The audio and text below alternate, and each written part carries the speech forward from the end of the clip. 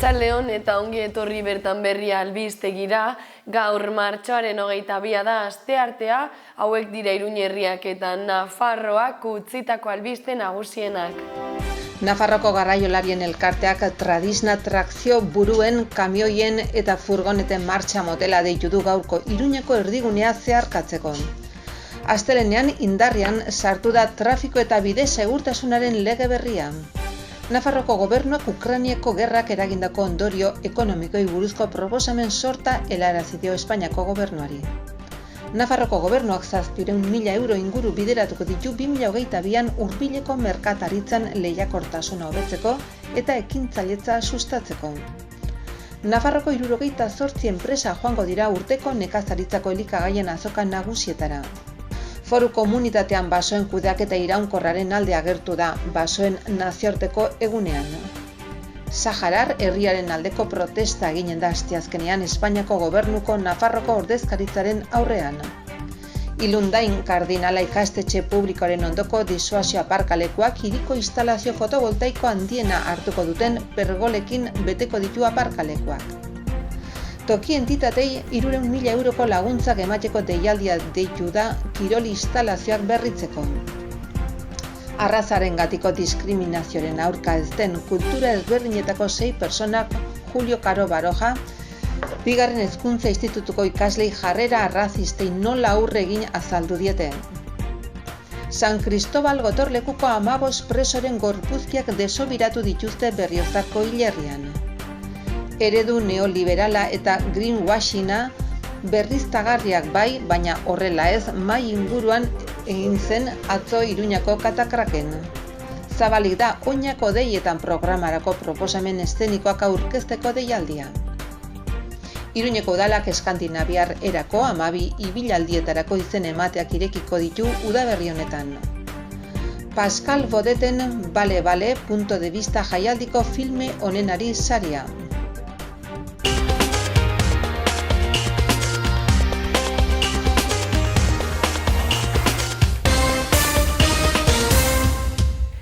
Nafarroako garraiolarien elkarteak trakzio buruen, kamioien eta furgoneten martxa motela deitu du gaurko Iruñeko erdigunea zeharkatzeko.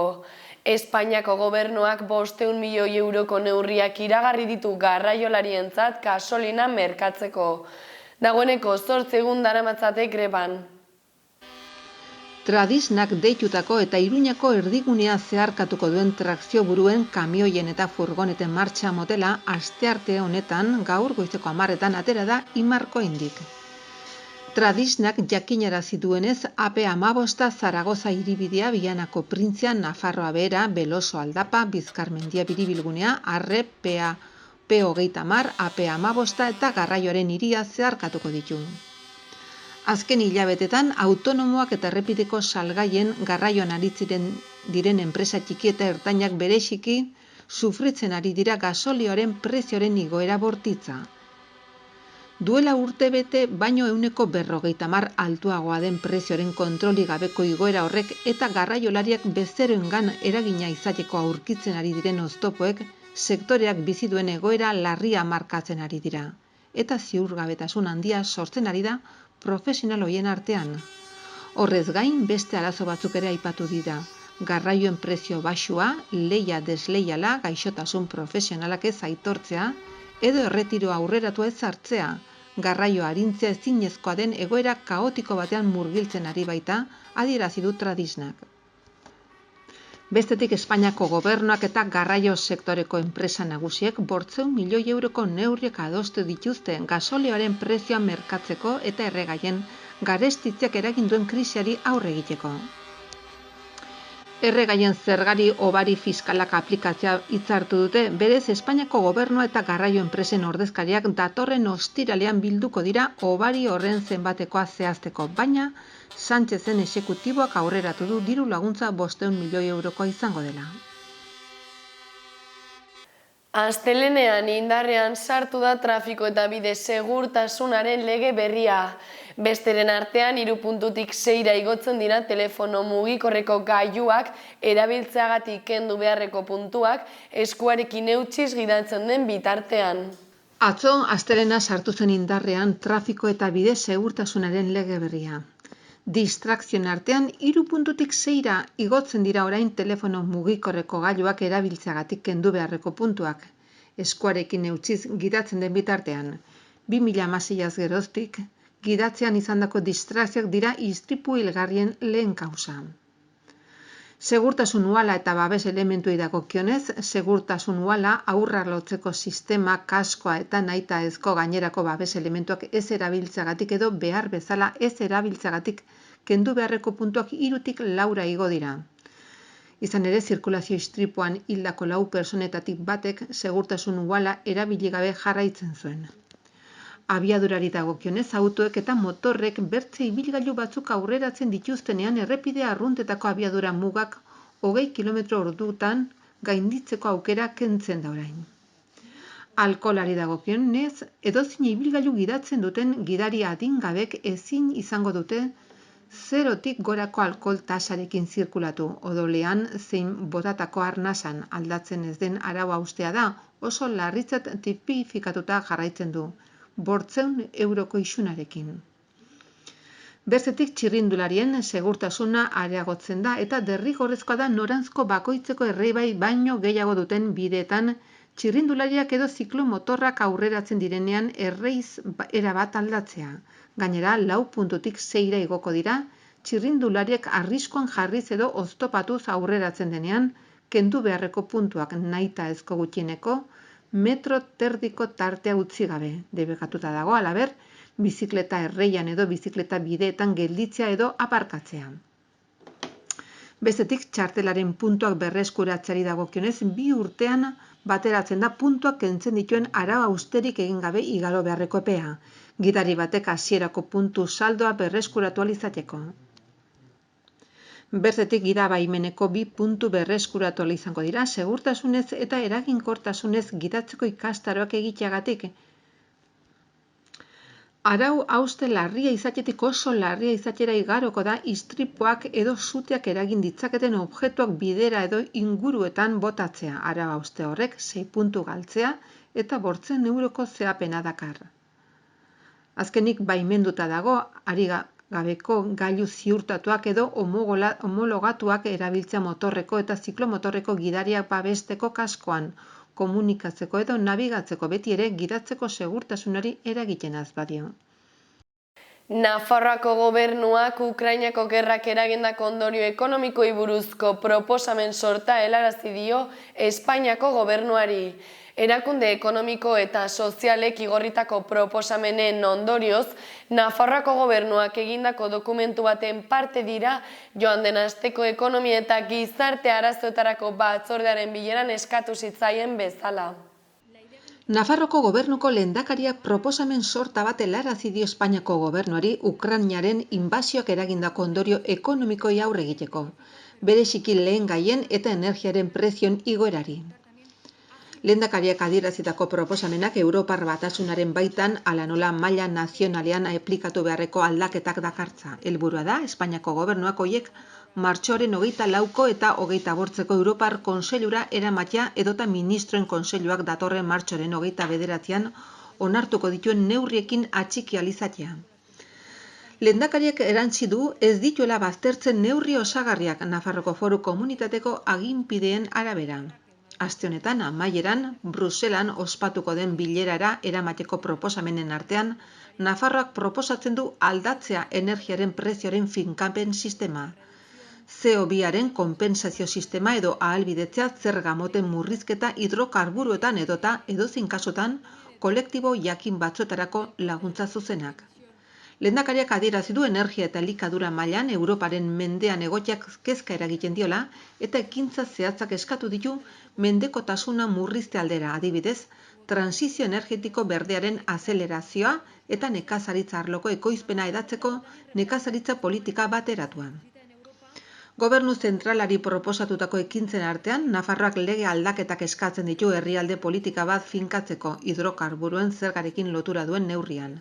Berriztagarrien instalazioen tramitazioa azkarragoa, elikagai katearen legea sustatzea eta aldatzea kontratuen legeak ezartzen duen esparru orokorra zein dagokion halaber foru araua. Azkenik, lehendakariak eskatu du Ukrainiako gerratik ihesi datozen pertsonei ematen zaien babes humanitarioak eragin duen gastua estaltzeko funtsa nazionala bat ezartzea. Nafarroako gobernuak 700.000 euro inguru bideratuko ditu 2022an hurbileko merkataritzan lehiakortasuna hobetzeko eta ekintzailetza sustatzeko.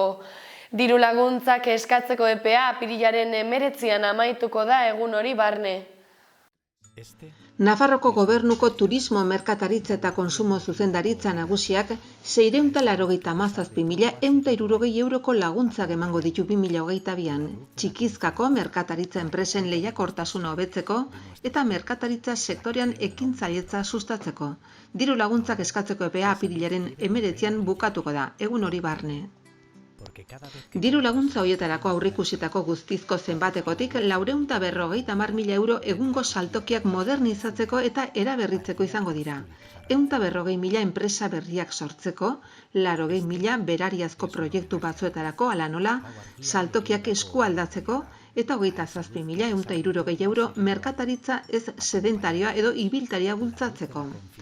Saltokiak eraberritzeko eta modernizatzeko proiektuetan lehendik dauden merkataritza lokalak egokitzeko obrak diruz lagunduko dira, bai eta berariazko merkataritza ekipamendua erostea ere. Laguntza horiek berak emango dira lokal berriek irekitzen badira, enpresa lekuz aldatzen bada edo establezimentu kopurua handitzen bada. Modalitate hortara bideratutako 440.000 euroetatik 180.000 euro Iruñako enpresa txiki eta ertainentzat gordeko dira eta gainerako 260.000 euro Nafarroko beste toki erakunde batzuetako enpresentzat. Nafarroako 78 enpresa joango dira urteko nekazaritzako elikagaien azokan nagusietara. Landa garapenak 3,2 milioi bideratuko ditu kalitatezko tokiko produktua sustatzera bideratutako laguntza lerroetara. Nafarroko 78 enpresa izango dira nekazaritzako elikagaien sektoreko azoka eta areto profesional garrantzitsunetan, India Sozietate Publikoaren eta Reino Gourmet markaren eskutik.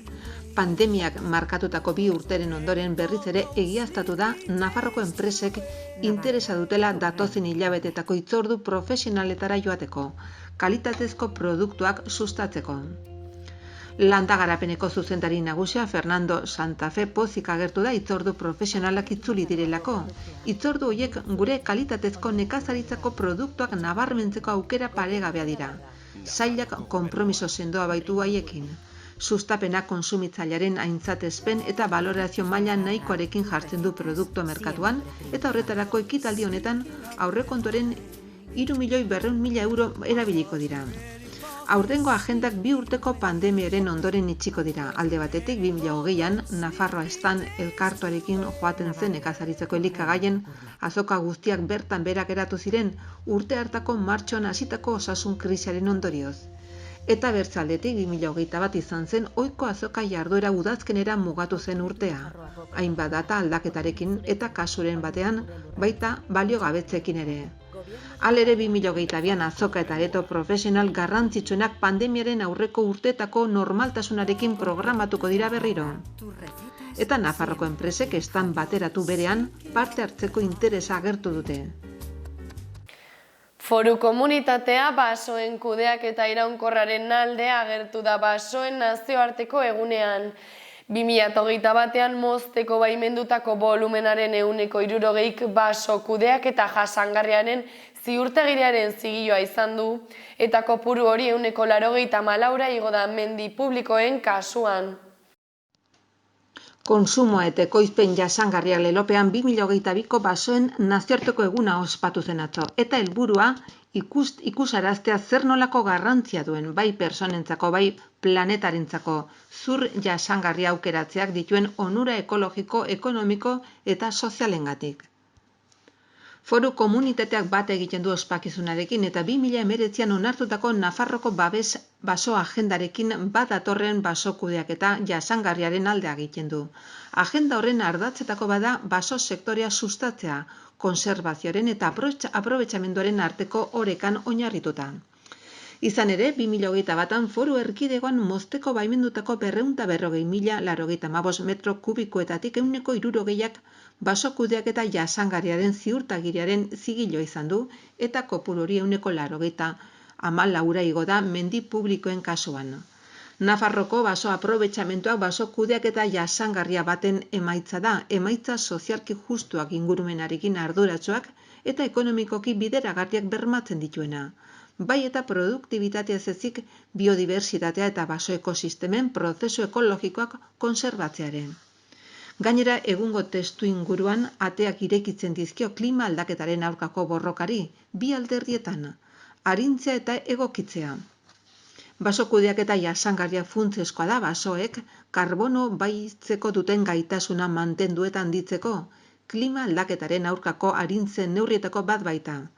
Ildo horretan, baso aprobetxamentuei esker, baitutako karbon hori bizitza baliagarrian lortutako produktuetan atxikitzen da. Foru komunitateko lurraldearen 64% basogintzakotzat hartzen da, 440.000 hektarea inguru zuhaiztiak dira eta 280.000 inguru zuhaixka eta larreformazioa. Saharar herriaren aldeko protesta eginen da asteazkenean Espainiako gobernuko Nafarroako ordezkaritzaren aurrean. Soilik Saharar herriak erabakiko du bere etorkizuna da erabiliko den leloa. Soilik Saharar herriak erabakiko du bere etorkizuna. Lelopean antolatu dute elkartaratze bat Sahararen aldeko Nafarroko elkartek. Espainiako gobernuaren Nafarroko ordezkaritzaren aintzinean Iruñan elkartuko dira Sahararen aldeko Nafar elkartetako kideak. Saharar herriarekiko Espainiako gobernuak hartutako jarrerarekin kexu arratsaldeko 7 elkartuko dira. Soilik Saharar herriak erabakiko du bere etorkizuna izanen da eramanen den lelo nagusia. Ilundain kardinala ikastetxe publikoaren ondoko disuasio aparkalekuak hiriko instalazio fotovoltaiko handien hartuko duten pergolekin beteko ditu aparkalekuak. Instalazioaren gutxien 700 kilovatioeko orain arte udal eraikinetan elkarrekin jarritako instalazio guztiek baino potentzia handiagoa izango dute. Arrotzapeko Kardenal Ilundain ikastetxe publikoren ondoko udal partzela batean dagoen disuasio aparkalekua hiriko eguzki instalazio fotovoltaiko handiena bihurtuko da. Gutxienez 700 kilobatioko instalazio izango du, pergola itxurako egituretan jarritako eguzki panelen bidez, eta horiek aparkaleku plazen estalki gisa ere balioko dute. Toki entitatei 300.000 euroko laguntzak emateko deialdia deitu da kirol instalazioak berritzeko. Eskaerak aurkezteko epea apirilaren 17an amaituko da. Kultura eta Kirol Departamentuak toki entitatentzako 300.000 euroko laguntza deialdia argitaratu du Nafarroko aldizkari ofizialean 2022 urtean kirol instalazioetan berrikuntzak egiteko. Eskabideak aurkezteko epea apirilaren 17an amaituko da. Deialdi honen helburua da espazio horiek araudiari egokitzen laguntzea eta ondorioz erabiltzaileei ematen zaizkien zerbitzuak hobetzea. Deialdi honen berrikuntzak Nafarroko Kirolaren Institutuak jakinarazi duenez, biztanleriaren sakabanaketari, inbertsioari eta instalazioaren antzinatasunari lehentasuna emateko irizpide objektiboen balorazioan oinarritzen dira. Era berean, irisgarritasunari, genero ikuspegiari eta jardun nahi den espazioari gehitzen zaizkion jasangarritasun irizpideak gehitzen dira. Nafarroko aldizkari ofizialean argitaratutako oinarrien arabera inbertsioak lehendik dauden instalazioak eraberritzeko soilik aplikatu beharko dira. Ez dira kontuan hartuko obra berriak edo handitze lanak. Lanak 2022ko azaroaren 15 baino lehen amaitu beharko dira. Kanpoan geratuko dira, azken 5 urteetan diru laguntza jaso duten toki erakundeak eta igerilekuen araudiarekiko egokitzapenak. Arrazarengatiko diskriminazioaren aurka ez den kultura ezberdinetako 6 pertsonak Julio Caro Baroja BHIko ikaslei jarrera arrazistei nola aurre egin azaldu diete. Udalak solasaldi hori antolatu du arrazarengatiko diskriminazioa deusestatzeko nazioarteko egunaren karietara. Kultura ezberdinetako 6 pertsonak beren esperientzia personaletik azaldu diete Julio Caro Baroja bigarren hezkuntza institutuko batxilergoko lehen mailako ikaslei nola egin dieten aurre bizi dituzten jokabide arrazistei. Iruñeko udalak arrazarengatiko diskriminazio deuseztatzeko nazioarteko eguna dela eta antolatu duen solasaldiaren helburua gaztei jarrera arrazisten aurrean duten bizi jarrera positiboaren ikuspegia eskaintzea izan da. Ikasleekin batera topaketan parte hartu dutenak kultur eta ingurune ezberdinetan duten jatorria eta hoietatik abiatuta beste hainbat esperientzi personal azal ditzakete askotariko testu inguruetan. Zehazki hitza hartu dute Secretariado Gitano, Flor de Afrika, Acción contra la Trata, Feniz eta Sei elkarteko kideek eta Magrebtar jatorriko ikaslei harrera egiteaz arduratzen den institutuko ikasle batek. Beren egoeraren azalpen labur batekin hasi dira eta ondoren elkarrizketa ireki baten bidez. Ikasleek planteatu dituzten galderei tonu hurbil eta lasaian erantzun diete. Jarduera Iruñeko udaleko hezkuntza eta herritarren partaidetzako teknikari batek moderatu du. Parte hartu duten 6 personekin eta Julio Caroja Baroja, Bigarren Hezkuntza Institutuko ikaslekin batera, jarduera horren irekiran parte hartu du Fernando Sesma, hezkuntza eta partaidetza eta gazteriaroko zinegotziak. Udalbatzeko hainbat kidere bertaratu dira. San Cristobal gotorlekuko 15 presoren gorpuzkiak desobiratu dituzte Berriozarko hilerrian. Oio kontseilariak desobiratze lanak bisitatu ditu eta hilerrian lanean jarraituko dute Beheragoko geruzetan gorpuzki berriak aurkitzeko aukeraren aurrean. Arantzadi Zientzia Elkartea martxoaren 9 Berriozarko hilerrian egiten ari den desobiratze lanen ondorioz, San Cristobal gotorlekuko 15 presoren gorpuzkiak aurkitu dituzte. Gorpuzkiak desobiratzen hasi dituzte eta lanean jarraituko dute Beheragoko geruza batean gorpuzki gehiago egotearen aukeraren aurrean. Indusketa teknikoki konplexua da leku txiki batean aztarna asko baitaude, hori dela eta lanek hurrengo egunetan jarraituko dute. Ana Ollo, Nafarroko Gobernuko herritarrekiko harremanetarako kontseilaria, hilobitik ateratzeko lanetan izan da. Martin Zabaltza Bake bizikidetza eta giza eskubideen zuzendari nagusiak, Josemi Gaston, Nafarroko Memoriaren Institutuko zuzendariak eta Raul Maiza Berriozarko alkateak lagunduta. Aurkitutako munizio arrastoek pentsarazten dute 21 presoenak izan litezkela, hoietako batzuk anarkistak eta hil egin zituztela, zigorretik ihes egiten saiatu izana egotzita. Haren gorpuzkiak kamioi batean eraman zituzten Berriozarrera. Bertako herritarrak jo zituen irudi horrek eta hilerrian ingurua gorde zuten memorian. Informaziori Txinparta Fuerte de San Cristobal elkarteak jaso zuen eta Arantzadiren aurretiazko txostenean sartu zen. Ez ziren hoiek izan hilerri horretan lurperatutako preso bakarrak izan ere, gaixotasunagatik hildako bertze 26 preso ere leku horretan lurperatu zituzten 1942 artean. Eredu neoliberala eta greenwashinga berriztagarriak bai, baina horrela ez, mahai inguruan egin zen atzo Iruñeko katakraken. Eredu neoliberal eta greenwashinga berriztagarriak bai, baina horrela ez izenburupean mahai ingurua egin zen atzo arratsalean Iruñeko katakraken. Ondarearen defentsa dezazkundea bezalako gaiaz solastu ziren.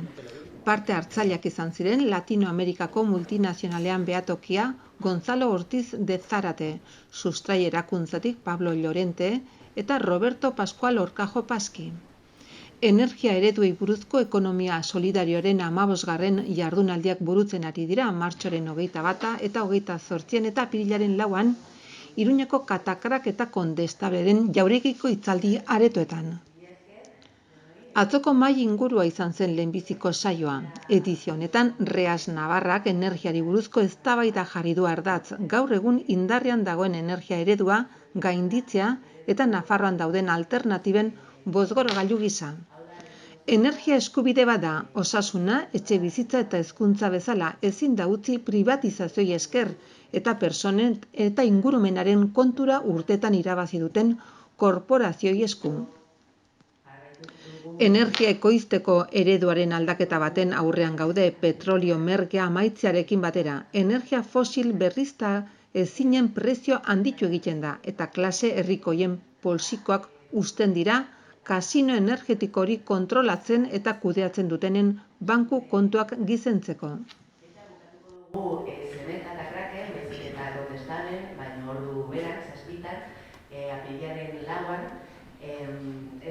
hitz egingo dugu, dagoen alternatiban Nafarroan, eta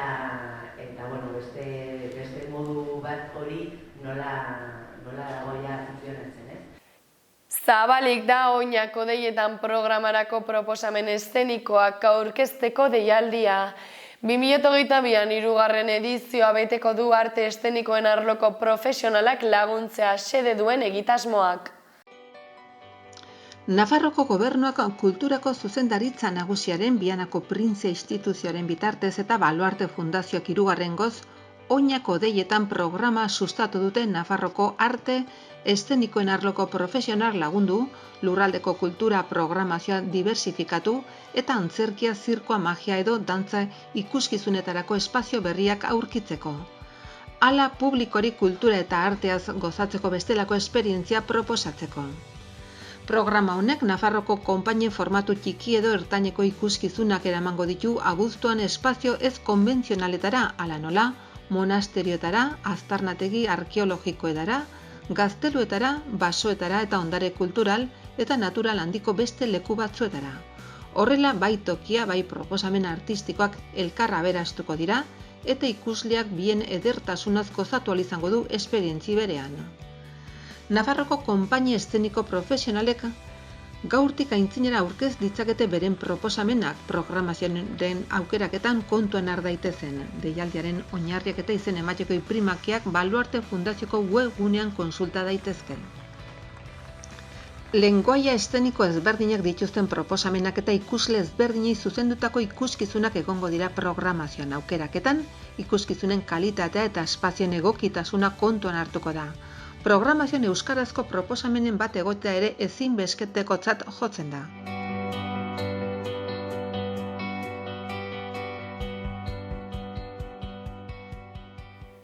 Pascal Ebodeten Bale punto de vista jaialdiko filme honen ari saria.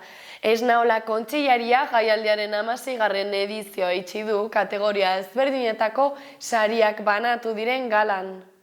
Martxa nordikoko irteren denboraldi berri baterako izen emateak ireki ditu Iruñako udalak. Oraingo honetan intentsitate handiko 12 martxa egingo dira apirileko, maiatzeko eta ekaineko larunbatetan. Aste santuko larunbatean izan ezik. Goizeko 9:30 ordu batetara. Larunbatero gehienez 26 lagunek har dezakete parte izen emateko urrenkeraren arabera eta 2 taldetan banatzen dira. Esperientziaren edo 3 orduz jarduera fisiko bizia edo moderatu egiteko gaitasunaren arabera. Iruñako udalak modu egonkorrean eskaintzen du aire zabaleko ariketa fisikoaren modalitate hau 2018tik. Izen eman nahi dutenek 010 telefonora edo 948 420100 telefonora dei dezakete. Izen emateko kuota 5 eurokoa da saio bakoitzerako. Telefono deia egiten den bitartean egin daiteke ordainketa kreditu txartelaren zenbakiaren bidez. Prezioan martxa nordikoko makilen mailegua sartzen da, erabilera bakoitzean desinfektatu direnak. Parte hartzaile bakoitzak nahi dituen saio guztietan eman dezake izena. Informazio osoa udalaren webgunean dago eskuragarri. Irteren hasierako puntuak Zibibos sareko hainbat zentro izango dira, zehazki Iturraman apirilaren 2an eta ekainaren 4an, Jus Larrotxan apirilaren 9an, Zabalgunean apirilaren 23an eta maiatzaren 28an, Sandu Zelaien apirilaren 30an eta ekainaren 28an, Milagrosan maiatzaren 7an eta ekainaren 18an, Mendillorrin maiatzaren 14an eta ekainaren 11an eta Kondestablen maiatzaren 21an. Talde bakoitzan begiraleak Iruña ingurutik igarotzen den ibilaldi batetik gidatuko ditu eta martxan zehar makilak erabiltzeko teknikak irakatsiko die. Gainera jardunaldi bakoitzaren hasieran jarduera horri buruzko oinarrizko nozioen sarrera bat egingo da eta saioen aurretik beroketa fisiko egingo da eta muskulu luzeketekin amaituko da. Pascal Ebodeten Bale punto de vista jaialdiko filme honen ari saria. Ez naola kontsillaria jaialdiaren 16. edizioa itxi du kategoria ezberdinetako sariak banatu diren galan. Punto de vista zinema dokumentalaren nazioarteko jaialdiak 16. edizioa itxi du Rebeka Esnaola, Kultura eta Kirol Kontseilaria buru izan duen sari banaketa galarekin. Punto de Vistaren 16. edizioko nazioarteko epaimahaiak Marina Vinges Alves, Roger Coza eta Christopher Esmal aktorek osatutakoak zinemaldiko sail ofizialeko lan guztiak ikusi ondoren pelikula honenaren Punto de Vista sari nagusia Pascal Baudeten Bale filmari ematea erabaki du. Eta zuzendari honenaren Jean-Marie saria berriz Fight Self Foreri.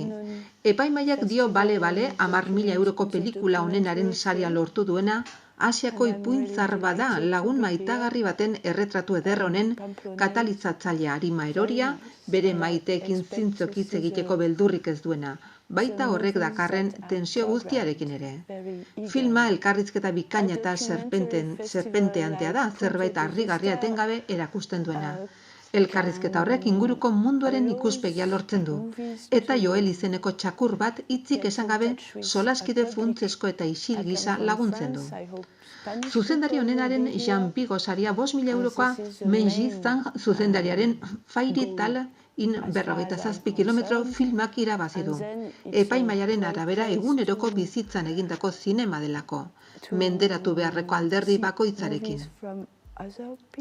Mirarizko uneak pilatu egiten dira, bertze batzuek gainezka egiten duten asmakuntza desordenatu eta zoro baten ondorioz. Zine demokratiko mota berri baten bidea marrazten duen film paregabea benetan. Film labur honenaren saria 3.000 eurokoa Shiren Senoren Topic Flower filma eman diote, epaimahaiak lan benetan hauskorra dela esan du. Artxiboko eta pantalla beltzeko irudien joko leuna ikusten dugunaz hitz egiten duen ahots apur bat hautzia, eraso eta leherketetan eraikiteko eremutik kanpoko istorio bat zehaztuz. Hauek izan dira gaurko albiste nagusienak, eskerrik asko zuen arretagatik eta bihar arte.